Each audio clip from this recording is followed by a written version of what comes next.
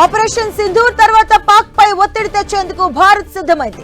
ఈ నేపథ్యంలో ఉగ్రవాదాన్ని అణచివేసేందుకు భారత్ చేస్తున్న కృషిని అంతర్జాతీయ సమాజానికి తెలియజేయనుంది. ఈ క్రమంలో విదేశాలకు భారత ప్రతినిధి బృందాన్ని పంపించనుంది. ఇందుకోసం 7 వివిధ రాజకీయ పార్టీల ఎంపీలతో బృందాన్ని ఏర్పాటు చేసింది. ఇందులో కాంగ్రెస్ పార్టీ నుంచి శశి థరూర్, బీజేపీ నుంచి రవిశంకర్ ప్రసాద్ తో పాటు వైజయంత్ పాండా, జేడీయూ నుంచి సంజయ్ కుమార్ ఝా, అలాగే డీఎంకే నుంచి కనిమొళి, ఎన్సీపీ నుంచి ఎస్పీ నుంచి సుప్రియా సూలే, శివసేన నుంచి శ్రీకాంత్ సింధే ఉన్నారు. ఇక వీరి నేతృత్వంలో ప్రభుత్వం ఏర్పాటు చేసిన 7 గ్రూపులు 10 రోజుల వ్యవధిలో 5 దేశాలకు వెళ్తాయి.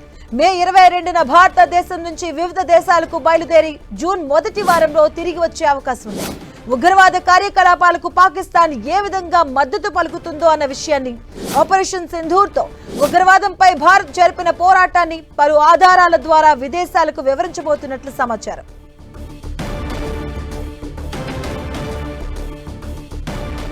ఇదే అంశానికి సంబంధించిన పూర్తి అప్డేట్స్ మా కరెస్పాండెంట్ గోపి అందిస్తారు. గోపి, మాధవి, పాక్ తోటి దౌత్య యుద్ధానికి భారత్ సిద్ధమైంది. దీనికి సంబంధించి ఇప్పటికే విదేశీ పర్యటనకు కూడా ఒక బృందాన్ని పంపేందుకు కేంద్ర ప్రభుత్వం నిర్ణయం తీసుకోవడం జరిగింది. పాక్ ఉగ్రకుట్రను ప్రపంచ దేశాలకు వివరించడానికి ఈ యొక్క టీం వెళ్తుంది. దీనికి శశి థరూర్ నేతృత్వం వహించనున్నారు. అదేవిధంగా ఈ యొక్క కాంగ్రెస్ సీనియర్ నేత శశి థరూర్ నేతృత్వంలో రవిశంకర్ ప్రసాద్ బీజేపీ నుంచి, అదేవిధంగా పాండ్యా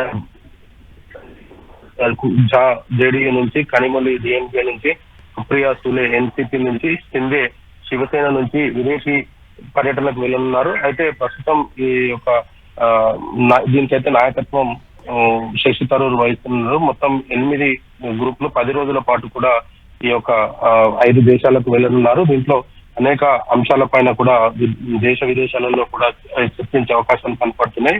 ప్రధానంగా చూసుకుంటే మే 22 నుంచి భారతదేశం నుంచి వీళ్ళు బయలుదేరుతారు.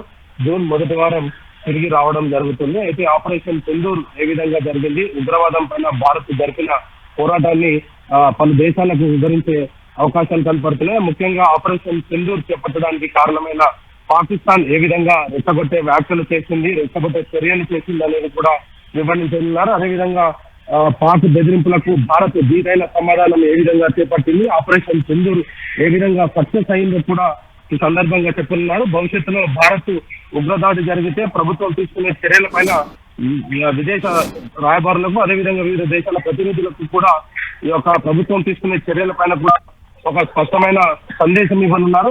ఆపరేషన్ సమయంలో ఉగ్రవాద స్థావరాలను మాత్రమే ఖచ్చితంగా లక్ష్యం చేసుకుని ఏ విధంగా దాడి చేశామో వాటిని ఏ విధంగా ధ్వంసం చేశామనేది కూడా చెప్పనున్నారు. ఉగ్రవాదాన్ని ప్రోత్సహిస్తూ ఉగ్రవాదులకు సహకరించడంలో ఎన్నో ఏళ్లుగా పాకిస్తాన్ అనుసరిస్తున్న పాత్రను, దానివల్ల ప్రపంచ దేశాలు ఏ విధంగా నష్టపోయాయన్న దానిపైన కూడా వివిధ దేశాలకైతే ఈ సందర్భంగా చెప్పనున్నారు. మొత్తం 10 రోజుల పాటు కూడా ఈ యొక్క బృందం పర్యటించనుంది.